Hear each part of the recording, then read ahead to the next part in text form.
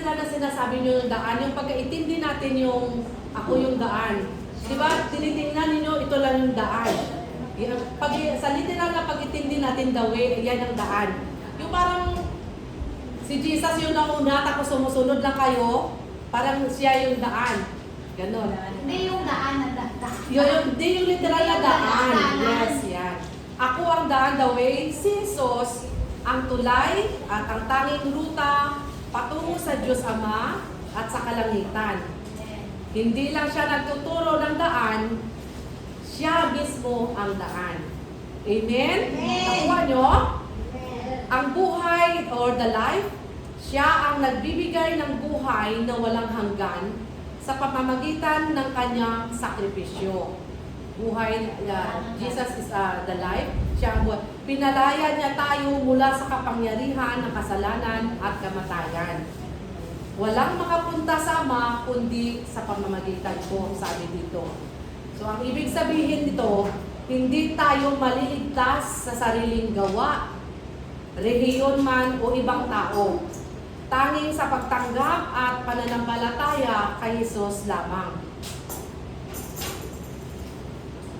So, alam ninyo lahat tayo na nangangailangan tayo ng tulong. Oh. No one is strong enough para sabihin minsan na kailangan natin ng tulong. Magsabi tayo sa mga kaibigan natin, mga kasisteran o kapamilya, sabihin na pag mayroong nangamusta ka, sabihin mo na, kamusta ka, okay ka lang? Parang sinasagot ka lang minsan na okay lang, pero that deep inside, mayroon tayong mga dinadamdam na mga problema. Minsan kahit may problema tayo, pag sinasabi na, kamusta ka na? Pag sinabi nagsisinungaling tayo, ay sabi na, okay lang. Okay lang, gano'n na yung sagot natin. Okay lang, pero ang daming iniisip, ang daming mga problema. Kasi habang may buhay, may problema. Yes. So, dapat natin alalahanin, That's part of our life. pag nagkaroon tayo ng mga problema, alam natin kung sino uunahin. Amen, Lord. Kuha nyo ba? Of course, ang ating Diyos. Minsan pag may mga problema tayo, hindi alam ng mga kasistira natin dito na may mga dala-dala tayong mga problema. So, minsan, ang sarap ng feeling pag umiyak ka, na si Lord yung kausap mo. So, ano pakiramdam pagkatapos ng iyak? Di ba magaan kasi naka-release tayo.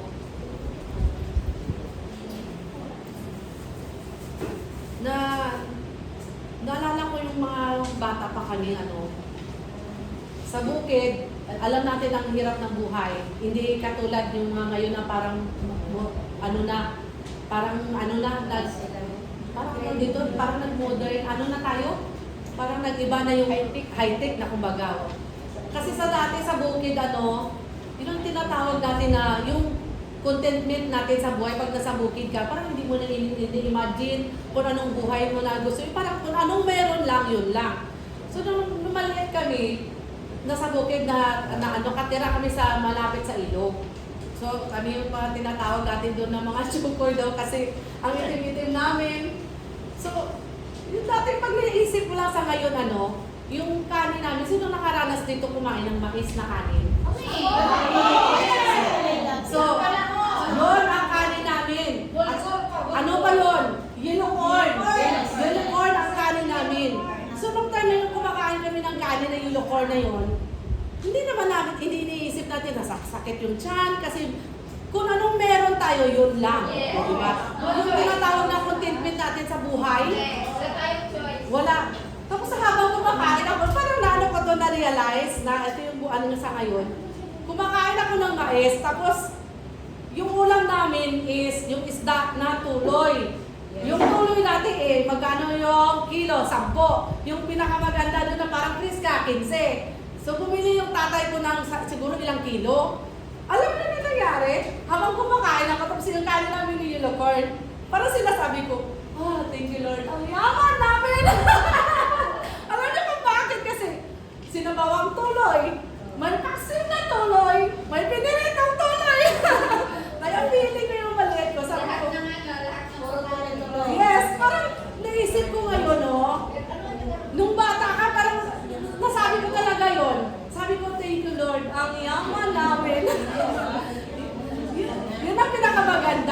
contentment natin sa buhay na dati, parang hindi naman natin iniisip, wala tayong problema. Yung dati, yung kape namin, yung sara-sara. Malas ka na pag wala ng asukal. Ganon yung buhay sa bukid, di ba? So, God, yan na tinatawag natin niya, gano'n man kahirap ng buhay ngayon, dati, pero masasabi mo na sa bukid ka na ang yaman namin.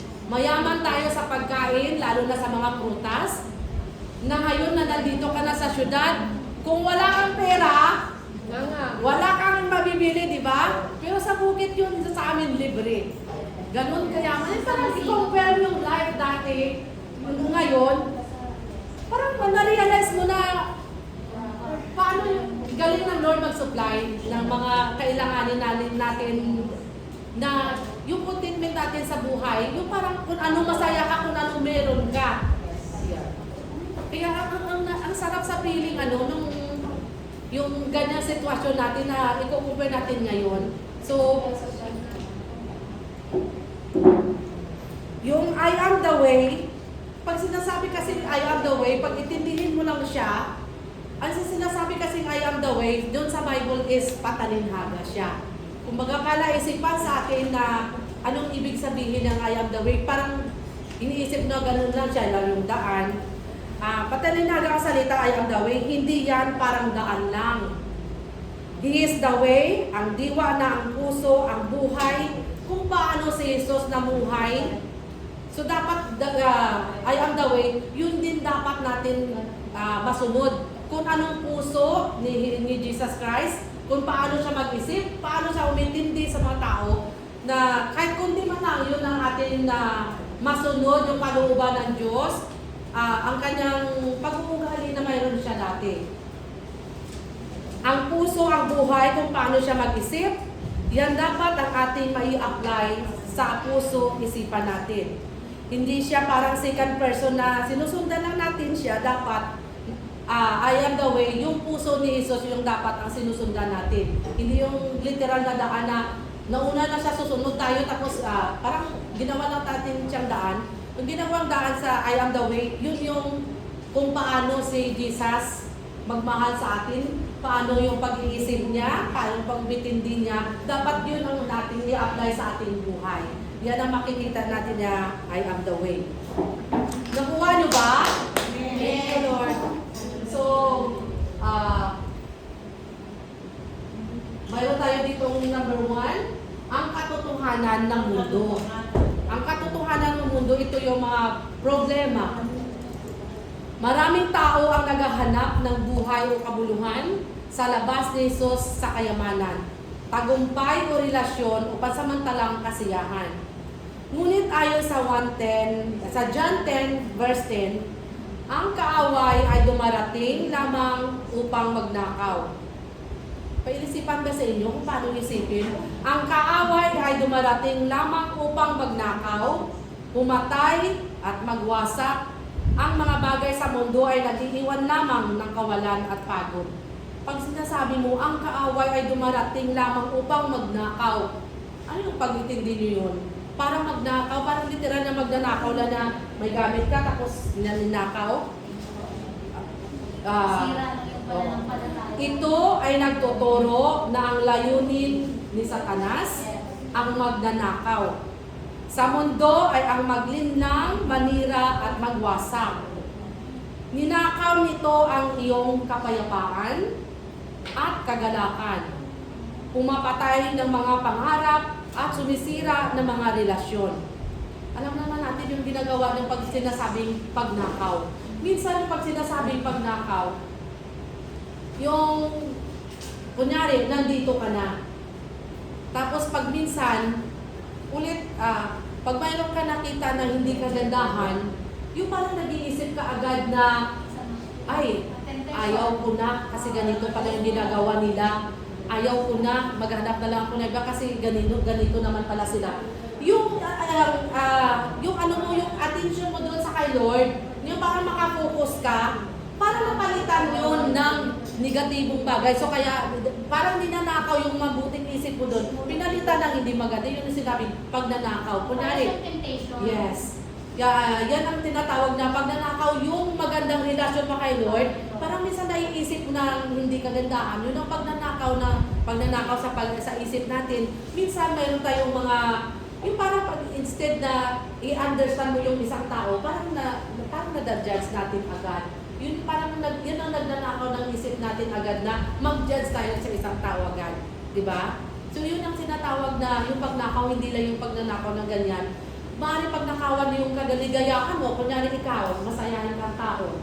Tapos bigla lang may sinasabi na, ay ganito naman siya, ganito. Parang napalitan siya, parang hindi ka doon nakapokus doon sa, yung parang kung anong kasayahan ka ng tao, parang bigla ka, parang nakasimangot. Kaya yung mga ganun, kasi dahil yun sa pag-iisip natin. Yun ang tira ng Satanas na ibig sabihin na pagnanakaw, hindi lang yung sa mga bagay, kundi pagnanakaw sa ating mga iniisip, ating mga naramdaman, at sa ating paglilingkod din. So yan ang tinatawag na ang pagnanakaw. O dito naman tayo sa ang buhay na sagana or our abundant life. Hindi ito nangahulugan na walang katapusang kayamanan o kawalan ng pagsubok. Sa halip, ito ang kapayapaan, kagalakan, at layunin na matatagpuan sa pagkaroon ng malalim na relasyon kay Jesucristo. Ano man ang iyong pinagdaanan sa buhay, ang pagtitiwala sa gitna ng pagsubok. Ito yung parang abundant life. Hindi yung ibig sabihin na we have a lot of material thing, yan ang abundant life. Yung tinatawag yung abundant life, yung kagalakan natin sa puso. Na kahit may problema, nakapokus pa rin tayo na huwag tayong mawala ng pag-asa, na patuloy tayo manalangin, mag-ask ng prayer, sa kay Lord, yun ang tinatawag na abundant life. Hindi lang yung sa material na bagay na sagana tayo. Kundi patuloy natin palagihin na mayroon tayong magandang kaisipan ba? Positive thoughts natin. Yan ang yes. Na sa kabila ng marami tayong pagsubok, yung parang naiisip natin na mga negative na bagay na dapat natin gawin ay napapalitan niya ng positive na kaisipan. Ito naman ang pagtitiwala sa gitna ng pagsubok. Ang buhay na sagana sa Jesus, nangahulugan na mayroon kang lakas at pag-asa na kanyang binibigay sa gitna ng mga problema ng mundo. Sa kabuhan ito, kung mayroon mga magtuturo sa atin that blessed life is to live your life at the best right now without God, hindi yan ang tama. Ang kalooban ng Diyos. Because we never achieve the blessed life unless you receive Jesus Christ sa ating buhay. Yung tinatawag na abundant life. We live life blessed, it means we're saved blessed life, maaring mayaman tayo, pero hindi kayamanan ang nagbibigay ng kaligtasan sa atin.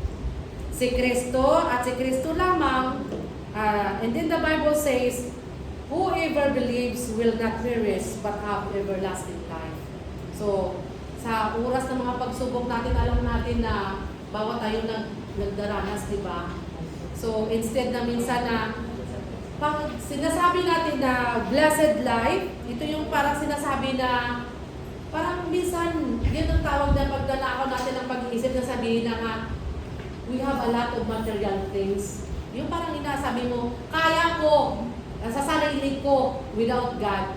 Yung parang nagmamalaki ka na kaya ko ay, na naging maganda yung buhay ko, na walang tumulong sa akin, sarili ko lang to. Yung mga ganun, dahil sa pagsisikap ko, na-achieve ko to. Hindi tama kasi lahat ng kalakasan natin, lahat ng pagpapala natin, alam natin na sa kay Lord galing.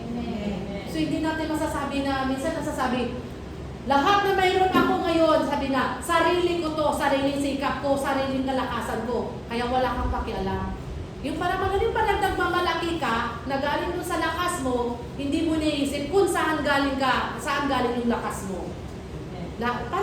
Parang sinasabi mo dito na, minsan kasi yun ang tinatawag na, yung nagtuturo, yun ang pagnanakaw na minsan ng pag-iisip natin na, sa ating expression minsan na ay kung anong meron ako ngayon dahil yan sa akin. Dahil lang sa pagtitiyaga ko, dahil sa kalakasan ko, yun yung mga ganun.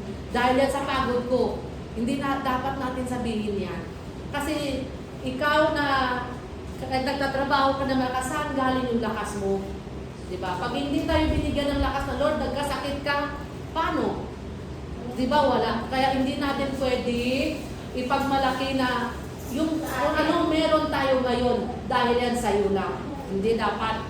Dahil yan sa kay Lord, na binigyan tayo ng kalakasan at pinagpapala tayo.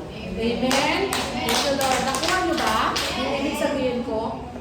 So, ito yung tinatawag na we live, we never achieve the blessed life unless you receive Jesus Christ. Diba? Pag mayroon tayong Panginoon sa ating buhay, na kahit ano man yung mga tanggap natin na bagay, di ba? Tulad ngayon, may mga problema man tayo, parang na-stay positive tayo na sabi na, Lord, kakayanin mo to dahil alam ko nandyan ka. Di ba lagi tayo nagpe-pray na God will provide. So ngayon, yan ang pinakamagandang nangyari sa atin na patuloy na naglilingkod sa Lord, di ba? Una kong topic is nagiging positive tayo. Kasi dati nating buhay, hindi tayo ganito ngayon mag-isip. Experience nyo rin din ba? Dati kayo yung buhay ninyo, hindi katulad na yung expression nyo palagi yan. Sabi na, wala kang pera. Pero ngayon na alam nyo na hindi yan makakatulong sa atin. Yes. Kasi sabihin natin lagi nga, yung grasya ay papalapit na, yung mga ganun. Kasi, so dito yan natin natutunan sa patuloy na naglilingkod tayo sa kay Lord, patuloy din tayo unti-unti nag-change, lalo na yung mindset natin. Hallelujah. Nakuha nyo? Amen. Thank you, Lord. Maraming mayaman. Oo, tayo nga. Maraming mayaman. Mayroon kayong mga material na bagay ngayon, pero hindi yan ang kayamanan natin ang magbibigay kaligtasan sa atin. Amen po ba? Amen. Kasi totoo naman eh. Kung marami kayong mga material na bagay, marami kayong mayaman. Pag kinuha kayo ng Lord militan, wala kayong madala doon. Totoo yan. Kaya minsan, totoo yan. Kahit kayo, open our mind ba, pag ano mo. Pag marami tayong mga material na bagay, na-achieve natin ng lahat na bagay, pag kinuha ka ni Lord ng bigla, may madadala ka ba ng gold doon? Di ba? Wala. Kaya masarap pa rin yung buhay na may sagana ka na mayroon ka pang Panginoon sa iyong buhay. Parang ang gaan, amen, parang blessed tayo. Blessed ang life natin. Blessed life means the safe, blessed life. Si Kristo at si Kristo lang ang pwedeng makapagligtas sa atin. Hallelujah. Thank you, Lord. So we go to number 2, ang bagong buhay kay Jesus. Ang bagong buhay kay Jesus, ito yung nagiging solusyon natin. Si Jesus ang nagbibigay ng kapayapaan. Hindi tulad ng kapayapaan ng mundo, ang kanyang kapayapaan ay nagbibigay katiyakan sa gitna ng pagsubok. Ayon dito sa John 14 verse 27, kapayapaan ang iniwan ko sa inyo. Ang aking kapayapaan, ibibigay ko sa inyo, hindi katulad ng ibinibigay ng sanlibutan. Huwag kayong mabalisa o huwag kayong matakot. Kapayapaan. Ano yung pag-understand natin ng kapayapaan?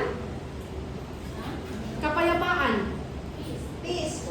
Para may peace of mind tayo, di ba? Sabi nga dito, when you cry to the Lord with your great trouble, at sinagot kayo, anong pakiramdam? Peace. Di ba masaya? Pag umiyak ka, mayroon kayong mga mabigat na problema, tapos umiyak kayo kay Lord, at binigyan kayo ng sagot. Di ba masaya sa puso? Magaan sa puso. Yun ang kapayapaan na binigay ng Lord sa atin. Yan.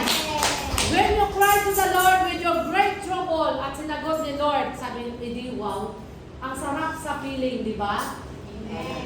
Every time, mayroon tayong mindset na feeling natin hindi tayo pinapakinggan ni Lord. Parang minsan, di ba, naranasan nyo yan na feeling nagpe-pray ka, bakit Lord, bakit parang hindi mo ako sinasagot sa mga panalangin niyo? Mga kapatid, deception yan. Na parang feeling lang natin yan. Feeling lang natin yan, hindi kayo sinasagot ni Lord, hindi tayo binibigyan ng kasagutan. Deceive this yan sa ating mind, na huwag natin yan patuloy iisipin. Feeling lang yan pag tayo tumatawag na from the heart na yung one-on-one tayo mag-talk sa kay Lord, magsumbong ng mga problema. Alam nyo at alam ng Diyos na tayo ay tutugunin niya. Di ba yung pag-iyak nyo na galing sa puso, na wala kayong ibang masusumbungan, bigla na lang tumutulong yung luha nyo. Hindi yan baliwala sa Lord kasi alam na yung sincere ng puso mo pag umiyak tayo, pag mayroon tayong problema. Dinididig ng Diyos yan. Naranasan nyo ba na umiyak talaga kayo tapos binigyan kayo ng answered prayer ng Lord? Amen. Yan ang pakiramdam na sinagot Hindi tayo pinabayaan ng Diyos. Yung heart-to-heart na pag-iyak, pagsumbong sa mga problema at binigyan niya ng kasagutan. Kasi pag tumawag tayo sa Lord na minsan umiyak tayo habang nagsusumbong ng mga kabigatan natin sa buhay, alam ng Diyos na tayo ay tutugunin niya. Kasi mahal na tayo, kahit makasalanan tayo, ang Diyos hindi bingi, hindi rin bulag. He heard us even we lost our hope. Na minsan parang makasalanan, parang feeling mo na ang sama-sama mo. Pero pag umiyak ka sa Lord, nagaling sa iyong puso na nagsumbong ka sa lahat ng mga problema, nakakagaan ng feeling. Kaya minsan sabihin mo lang, parang feeling ko yun, parang sa atin. Minsan sasama yung loob natin dahil sa feeling lang natin. Sabihin ko na, uy, parang feeling ko, hindi akong kumanta kasi parang nakatingin sila sa akin. Ay, uy, parang ang pangit ko naman mga ganito kasi parang feeling ko nakatingin sila sa akin. Yung feeling natin, minsan doon tayo nadideceive ng diablo na yan. Kasi palagi natin yung inaano sa feeling lang natin, pero hindi yan ang kagustuhan ni Lord na mag-feeling lang tayo. Kasi lahat tayo experience yan. Na minsan parang feeling ko, parang naano ako sa kanya. Feeling ko parang nasaktan ako. Diba? Yan yung lagi natin na instead of feeling na ganyan na nadideceive tayo, parang kinukuha yung ano natin, yung peace of mind natin sa sarili, yung confident natin sa sarili kasi dahil sa feeling lang yan. Kaya huwag natin isipin yan. Naririnig ng Diyos lahat ng ating iyak. Sabi nga sa scripture, when your mind is out of control o yun, na-overwhelm ka sa mga iniisip mo na mga negative, minsan ganun tayo, di ba?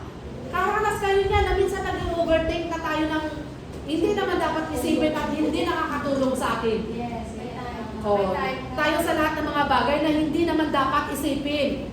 God will turn that iniisip natin into a message.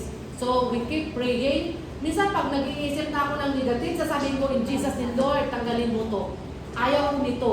Kasi siyempre, minsan di ba sabi ko nga, naiiyak na kayo sa kakaisip, na iniisip mo ka lang, nasasaktan ka na.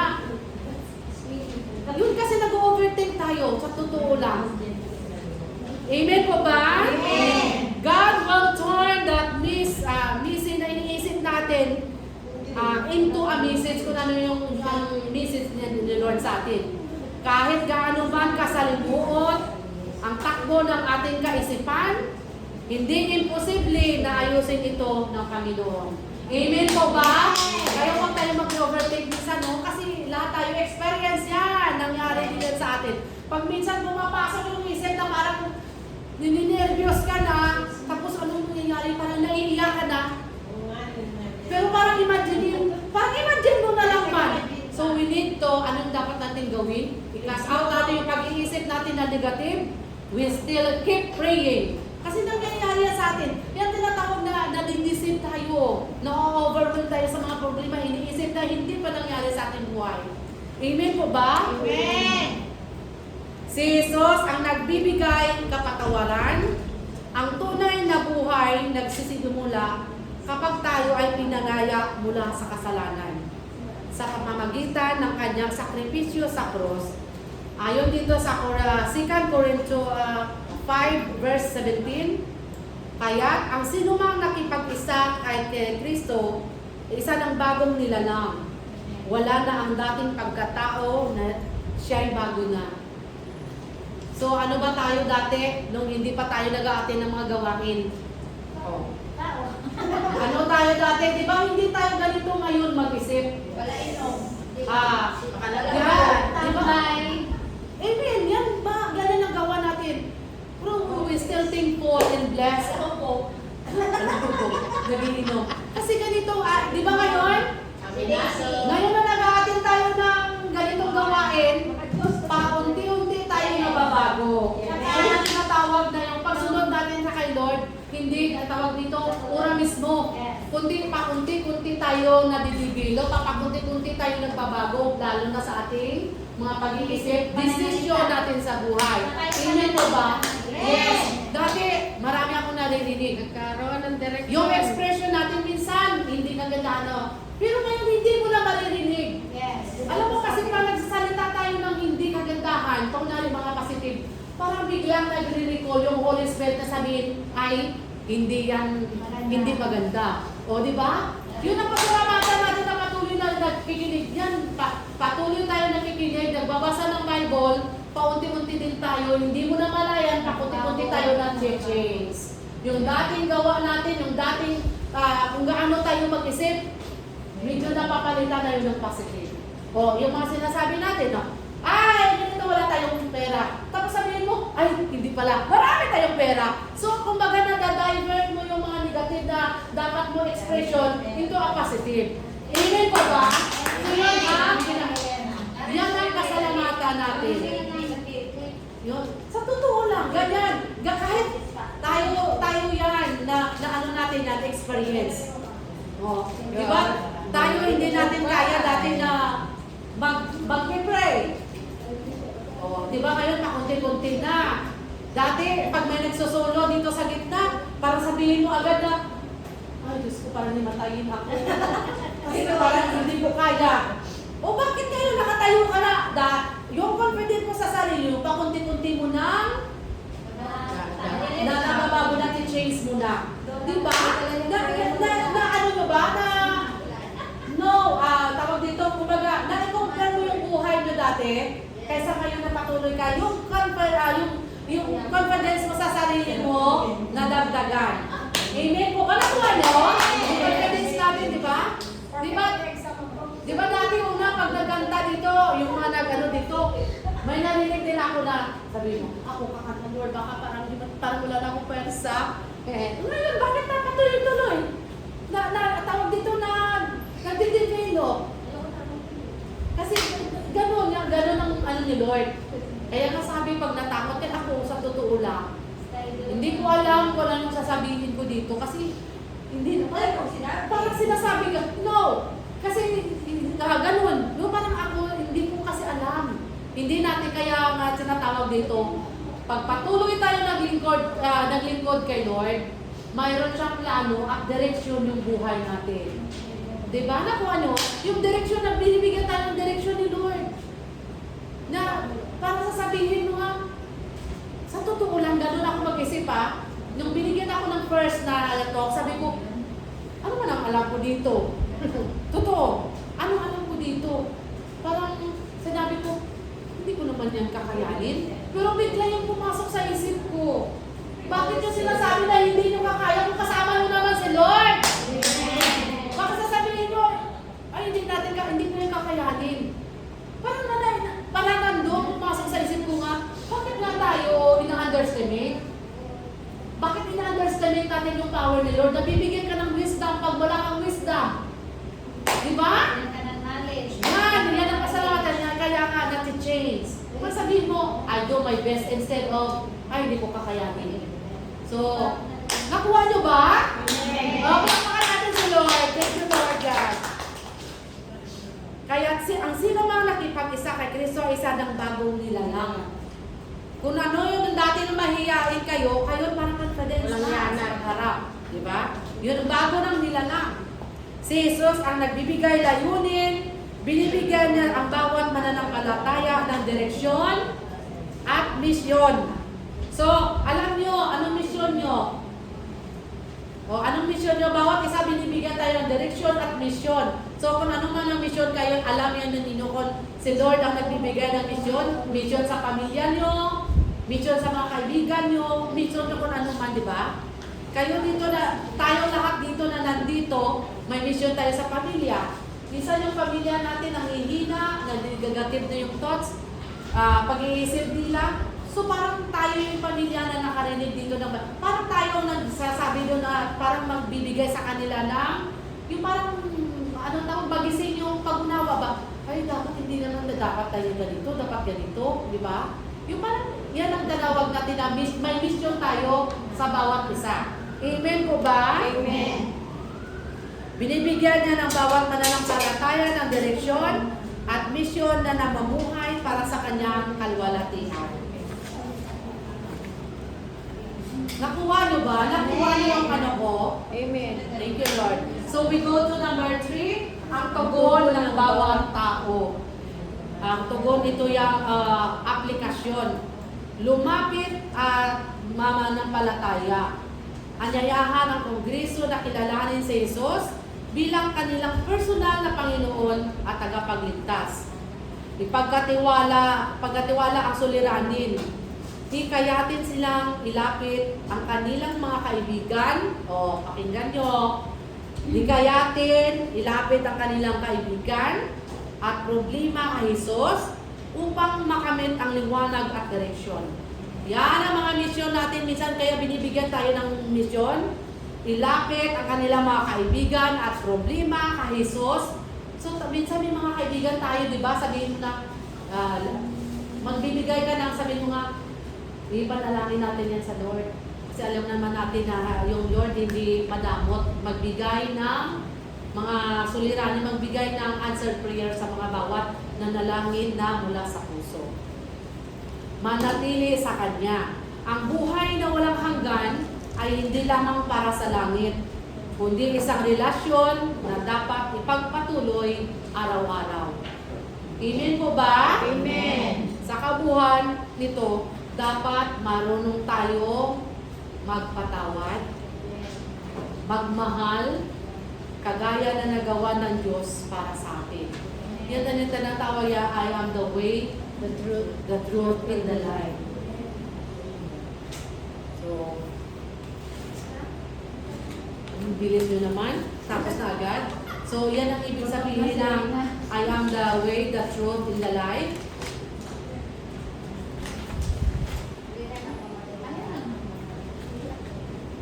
So, life can be found only to the Lord Jesus. So, ito yung ang the way. Kung paano tayo sumunod kahit man lang sa tawag dito sa kabaitan ng Lord.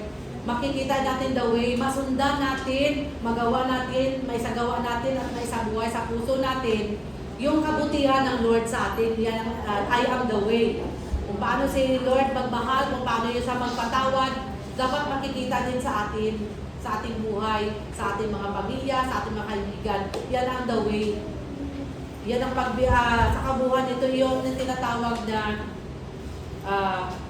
dapat marunong tayong magpatawad, magmahal. Diba minsan sa may mga asawa, minsan yung asawa ninyo, lahat ang nangyari, minsan uuwi na lang, diba kadalasan, yung mga asawa ninyo ng kabilang buhay. Di ba? Ng kabilang bahay. Kasi, ayaw nang ibang bahay. Alam nyo, minsan uuwi na lang pag mayroon ng sakit, di ba? So, ano yung ginagawa ng mga asawa? Tinatanggap pa rin, di ba? Kung may mga sakit na, tinatanggap pa rin yung asawa nila. Yan ang kumbaga yan ang mission mo bilang asawa mo na tatanggapin pa rin ulit yung asawa pag mayroon ng sakit. Pagpapatawad. Kasi nandun yung sinasabi natin. For better or for worse. Sa totoo, kahit gaano nyo kabait, galit na galit kayo. Dahil yung asawa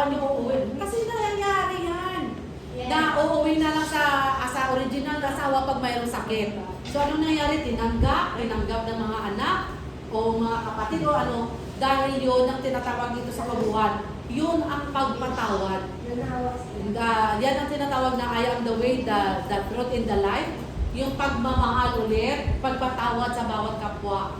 Yan ang pinapakita ni Lord na ang pagmamahal, ang kapatawaran na binigay niya sa atin, ay dapat rin magpatawad din tayo sa mga nagbibigay ng sakit ng loob din sa atin.